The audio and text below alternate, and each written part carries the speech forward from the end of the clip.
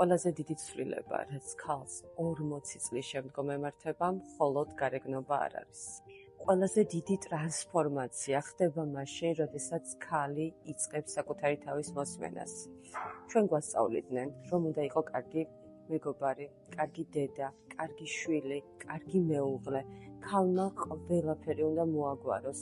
თავის ყველა საჭიროება უნდა დათმოს და ამ ყველაფერში ძალიან ხშირად გვავიწყდება ერთი ყველაზე მნიშვნელოვანი ადამიანი, საკუთარი თავი. მაგრამ 40 წლის შემდეგ ქალი იწყებს საკუთარ თავთან კითხვების დასმას. მე რა მინდა? მე რა მსიამოვნებს? ეს ჩემი ცხოვრება, რომელიც ცხოვრებითაც ვცხოვრობ, სიამოვნებს ეს ყოველივე. და სწორედ აქ იწყება ყველაზე დიდი ცვლილება და ყველაზე დიდი ტრანსფორმაცია.